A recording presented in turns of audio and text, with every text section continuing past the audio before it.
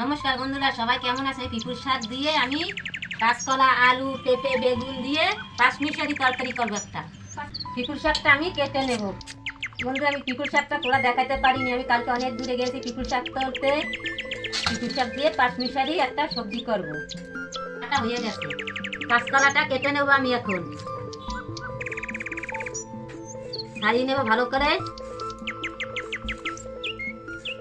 কাঁচকলা আজকে করবো, কাঁচকলা দিয়ে পিপুর শাক দিয়ে আলু দিয়ে বেগুন দিয়ে একটা পাঁচমিশালি সবজি করব। এইভাবে কলাটা কেটে নেব। কাঁচকলা কাটা হয়ে গেছে আমার, আলুটা ছাড়িয়ে নেব আমি এখন।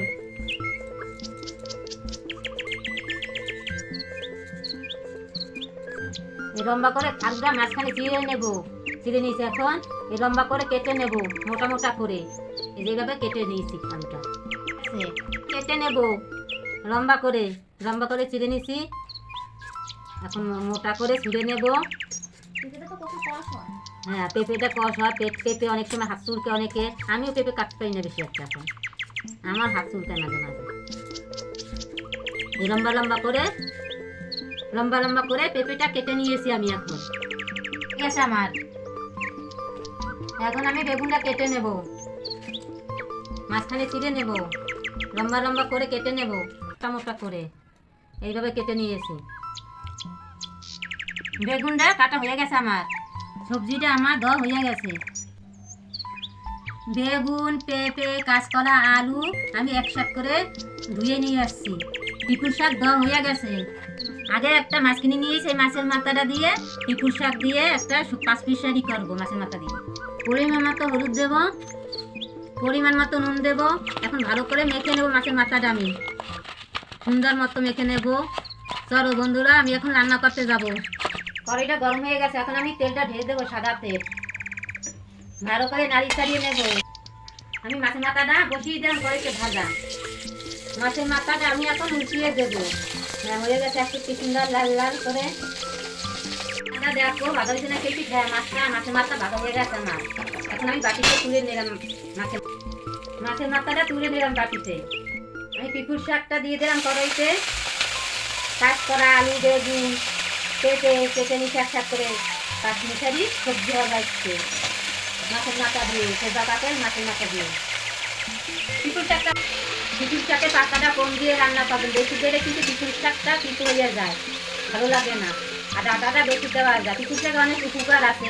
ফোড়নটা দিয়ে দিলাম আমি পিপুর শাকের দিটা, পরিমাণ মতো নুন দিয়ে দিলাম, পরিমাণ মতো হলুদ দেবো।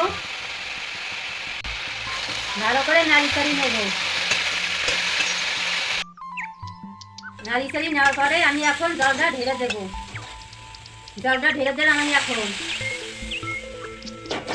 একটু নাড়ি চাড়ি নেব। নাড়া চাড়ানো হয়ে গেছে আমার, এখন ঢেকে দেবো। আমি গাবলাটা উঠিয়ে দেখবো সেদ্ধ হয়েছে না কি পিপুর শাকটা। হ্যাঁ, সেদ্ধ হয়ে গেছে পিপুর শাক।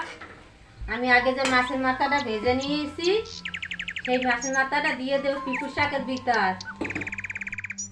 এখন উঠিয়ে দেখবো আমার সবজিটা সেদ্ধ হয়ে গেছে। এখন আমি নামিয়ে দেবো, সবজিটা নামিয়ে দিলাম। হারু, হ্যালো দলু, হ্যাঁ দলু, তোর মাছ হয়েছে দেখেছিস?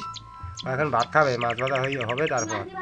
ও আজকে মাছ ভোলা মাছ দিয়ে ভাত খাবে। দলু কাম, আয় আয় আয়।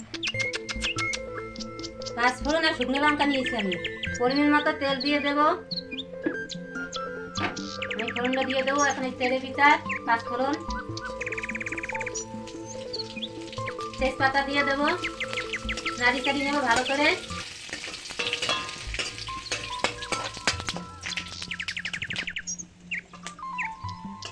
আমি এক ফোড়নটা এই তরকারিটা ঢেলে দেবো চুলটা।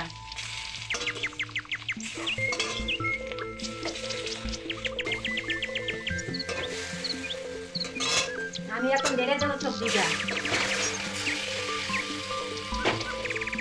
নাড়ি চাড়ি নেবো। এখন একটু জিরে ধুনে বেটে নিয়েছি আমি সবজির ভিতর দিয়ে দেবো,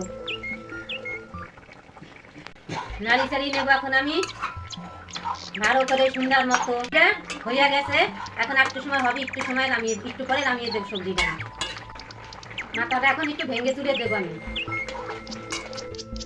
সবজিটা ঢেলে দেবো আমি এখন। আমার রান্না হয়ে গেছে। ভিডিও যদি ভালো হয় লাইক করুন, শেয়ার করে দিন সবাই মিলে। চ্যানেলটি সাবস্ক্রাইব করে দেবেন। আমাদের পাশে থাকার জন্য অনেক ধন্যবাদ। দেখা হবে আগামী ভিডিওতে। তত সময় আমাদের সাথে থাকুন।